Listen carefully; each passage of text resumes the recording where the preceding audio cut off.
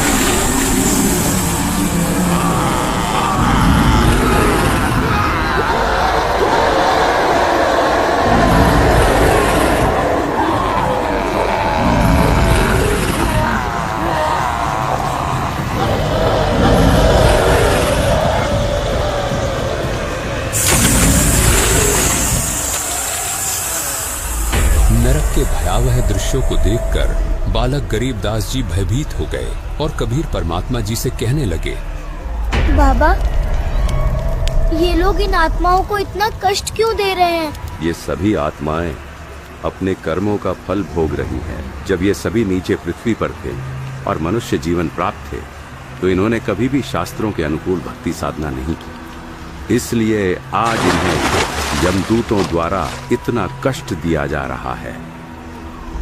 नरक दिखाने के बाद कबीर परमात्मा जी बालक गरीबदास जी को धर्मराज के पास ले गए। कबीर परमात्मा जी को देखकर धर्मराय तुरंत अपनी गद्दी से खड़े हो गए और हाथ जोड़कर कबीर परमात्मा जी से कहने लगे, आदेश करें भगवान, क्या आपके दास से कोई गलती बनी है जो साक्षात आपने यहाँ आने का कष्ट किया? और जो बालक आपके साथ आया है, क्या ये आपका शिष्य है? हाँ, ये बालक मेरा शिष्य है। तुम इसका लेखा जोखा देखो और इसका खाता दिखाओ। परमात्मा कबीर जी की ये बात सुनकर धर्मराय जी ने बालक गरीबदास जी का खाता देखा और कहने लगे, क्षमा करें महाराज, इस बालक की भक्ति अभी पूरी नहीं हुई है, इसलिए अभी आप इसको नहीं ले जा सकते। धर्मराय की ये बात सुनकर कबीर परमात्मा जी ने बालक गरीबदास जी के लेखे जोखे की पोथी को उठाया और उसे फाड़ दिया और बालक गरीबदास जी को वहां से लेकर चले गए।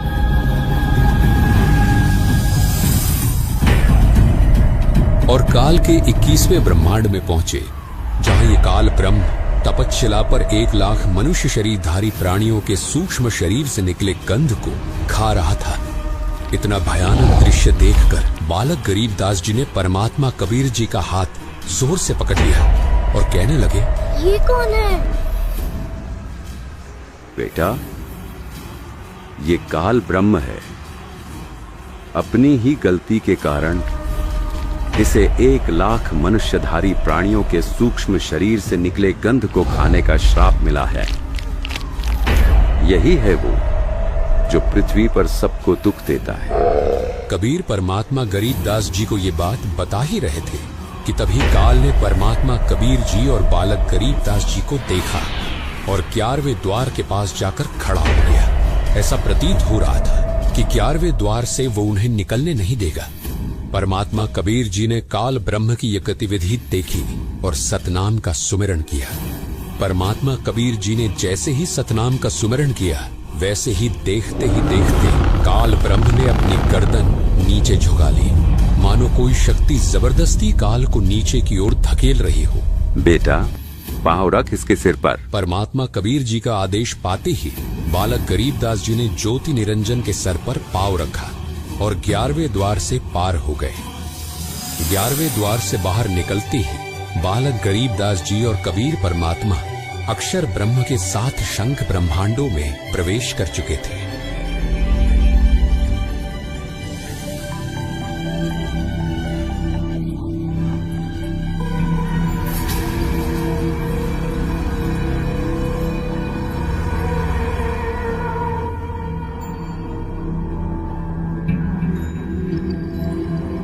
ये मेरे लोक में कौन आ गए? अरे बाबा जी, ये कौन है? बेटा गरीबदास, ये जो तुम्हें सामने खड़ा दिखाई दे रहा है, ये अक्षर पुरुष है। अक्षर पुरुष? हाँ बेटा, अक्षर पुरुष, जिसका वर्णन गीता अध्याय 15 के श्लोक 16 में भी किया गया है। ये ही वो अक्षर पुरुष है जिसको परमात्मा ने 7 शंख ब्रह्मांड दिए हैं। क्या काल ब्रह्म की तरह अक्षर पुरुष भी 8 लाख मनुष्यधारी प्राणी खाता है? नहीं बेटा, परमात्मा ने इसको ऐसा कोई श्राप नहीं दिया। अक्षर पुरुष जीवों को नहीं खाता।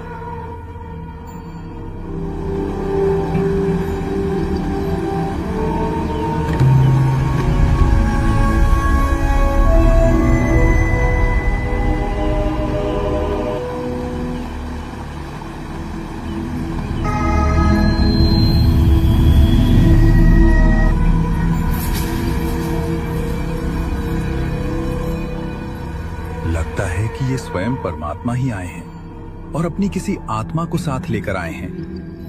हे परम शक्ति, आपके चरणों में मेरा कोटि कोटि दंडवत प्रणाम। परमात्मा कबीर जी अक्षर ब्रह्म की ओर देखकर मुस्कुराए और बालक गरीबदास जी को साथ लेकर 12वां द्वार पार करके सतलोक में प्रवेश कर गए।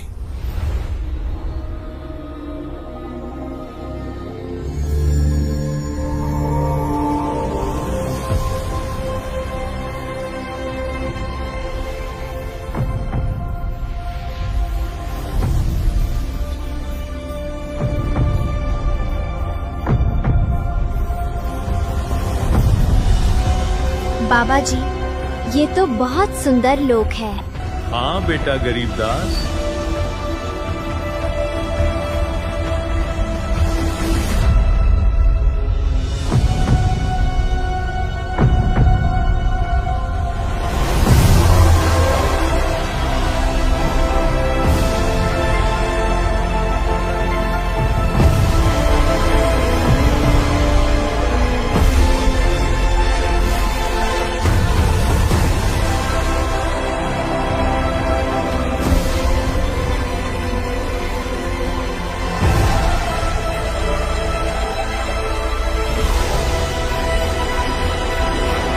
बाबा जी, ये तो हीरे के पहाड़ है ना? हाँ बेटा गरीबदास,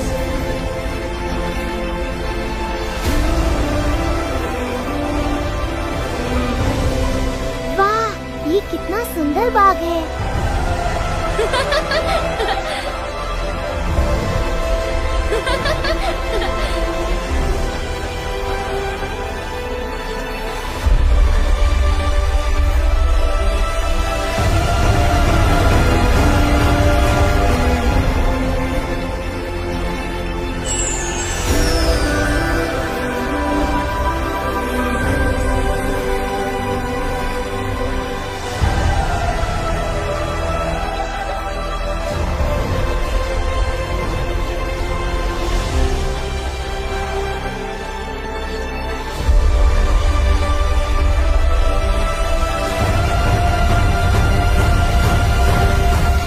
जिंदा बाबा ने बालक गरीबदास जी को पूरे सतलोक की सैर करवा दी थी और अंत में उन्हें सतलोक के उस स्थान पर ले गए जहां वे स्वयं पूर्ण परमात्मा रूप में विराजमान थे।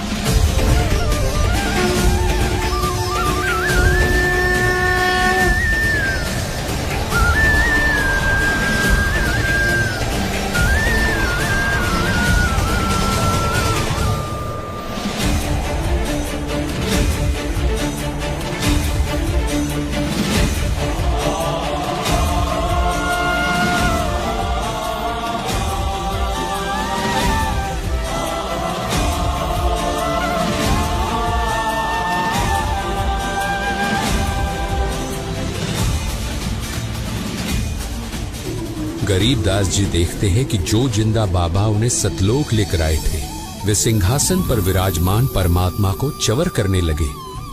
उन्हें देखकर ये प्रतीत हो रहा था कि एक सेवक श्रद्धा से अपने गुरुजी की सेवा कर रहा है।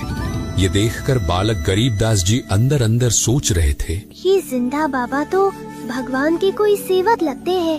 भगवान तो ये है जो सिंहासन पर विराजमान है।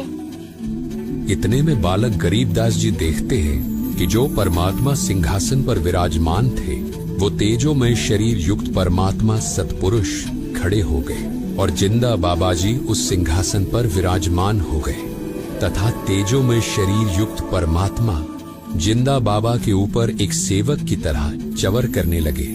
बालक गरीबदास जी ये अद्भुत दृश्य देखकर अचंभित हो गए और मन ही मन सोचने लगे, ये जिंदा बाबा तो अवश्य ही कोई विशेष व्यक्ति है जो साक्षात भगवान इन पर चवर कर रहे हैं। बालक गरीबदास जी इतना सोच ही रहे थे कि तभी देखते ही देखते तेजोमय शरीर युक्त परमात्मा जिंदा बाबा के शरीर में समा गए और केवल जिंदा बाबा ही सिंहासन पर विराजमान रहे तथा चवर स्वयं ही जिंदा बाबा के रूप में विराजमान परमात्मा के ऊपर होने लगे। हे परमात्मा, मुझे यहीं रख लो ना। मैं नीचे उस गंदी जगह वापस नहीं जाना चाहता। वहाँ लोग आपस में लड़ते हैं और एक दिन मर जाते हैं। बेटा गरीबदास, तुम्हारा नीचे जाना बहुत आवश्यक है। आने वाले समय में तुम ही मेरे गवाह बनोगे।